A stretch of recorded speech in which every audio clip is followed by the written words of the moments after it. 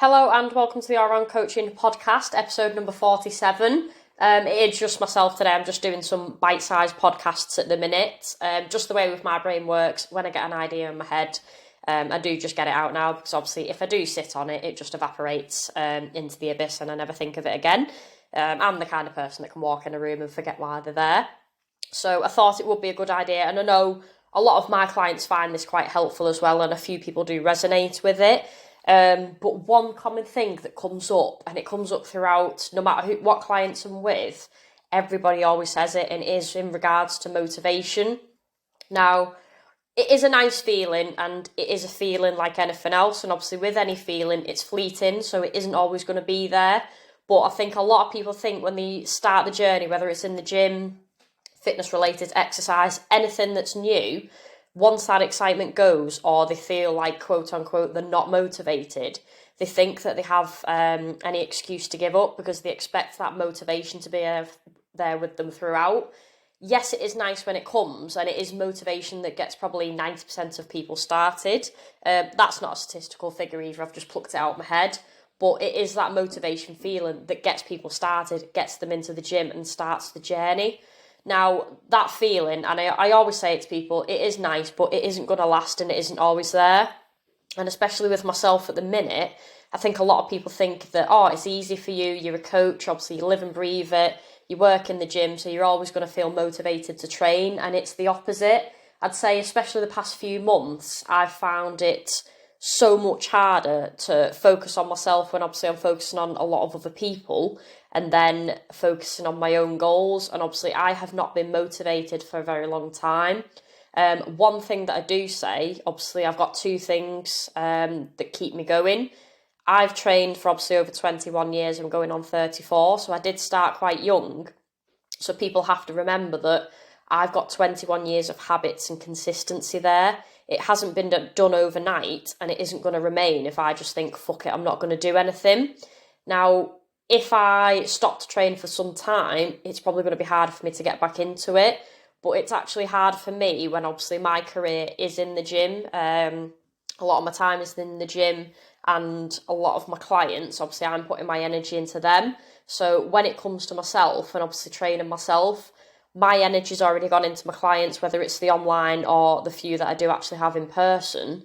It is harder for me then to get in the gym because obviously I've got to separate my work environment, and then turn it into my motivation and obviously push my goals with that.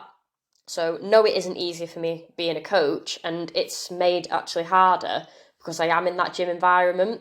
But what I want to encourage people to do is not rely on motivation. Yes, it is lovely to have it. It isn't going to come and slap you in the face and say, let's go. But actually, action builds motivation. Obviously, the more you do something, the more it's going to build up as a habit, and then the easier it is to sustain.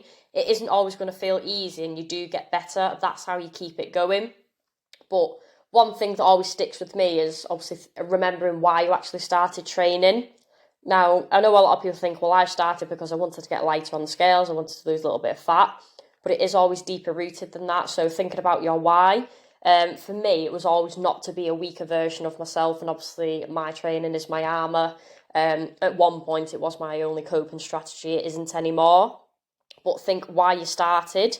A lot of people, it goes beyond the fat loss, so it isn't just being lighter, but it might be to build your confidence to then be better in work or be a better parent to your kids, set an example environment and be around longer for your kids. Because obviously, not to pull on anyone's heartstrings, but if my dad looked after his health, he wouldn't have obviously died so soon. And obviously me being quite young, which obviously I was only 22, which is quite young to lose a parent. So you have to think deeper of your why and why you are actually doing it.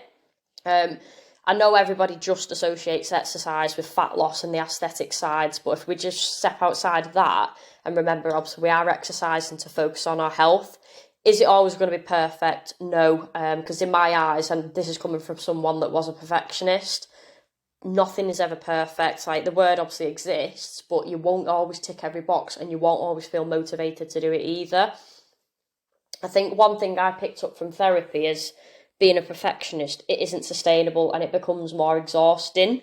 So I think one thing that did help me, and it might help you as well, if you write down a list for your week a little bit of motivation when you do tick things off, but anything you haven't ticked off can then move to the following week and start and prioritise stuff.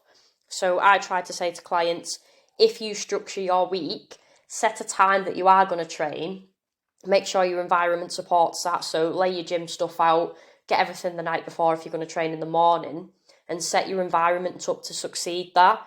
Set a time you're going to train, you've got the intent, and then obviously you're going to match it with the action because you've set that time block aside for yourself. Now, a lot of people always say, oh, I haven't got time to train, I'm busy. The best time to do it is when you're most busy, because obviously you're fitting your health into your life and you're prioritising yourself, which then you're going to turn up better, your productivity is going to be better, often your quality of work is going to be better, your confidence, your health, and you're going to feel more energised. So I do not buy when people say they haven't got time to exercise or look after the health. You'll either make time when you're ill and you're absolutely fucked, or you'll do it now and prioritise that. And that's one thing that I try to get over to clients. Like, we aren't just here for the lighter scales, the fat loss and the aesthetics. Obviously, I am someone that does chase them physique goals and I am goal driven. But I know if I keep training, obviously I'm looking after my health, it is going to be a byproduct of that anyway. So I'm going to achieve my aesthetic goals by focusing on my health. But don't be someone that's waiting for that perfect time, or you're waiting to be motivated, you're waiting for Monday, you're waiting to get an occasion out of the way, and by the time you've done it, you've wasted a whole year waiting for that motivation and the perfect time that you've lost that year. So each step that you take towards it, no matter how small it is, as long as you're taking that one step, you're going to achieve something. So in my eyes, and it's one of my quotes with my guys, like, something is better than nothing. So I set people optimal targets of what is obviously the best that they can do, and then the non-negotiable. So we've always got two ranges to work on. And this helps reframe people's mind where they don't feel like they're failing if they haven't hit their optimal, because then they've still done something with the non-negotiable and hit a target there. So it does help a little bit, and obviously it helps people feel better about themselves, because I think, especially myself as well, I'd always beat myself up if I missed a step target, if I didn't get all my steps done in one day. I wasn't really thinking of the bigger picture over the week. You can catch things up, and not everything is perfect in a day. There will be things to crop up, but we can focus on it over a week. And it's the same with calorie goals.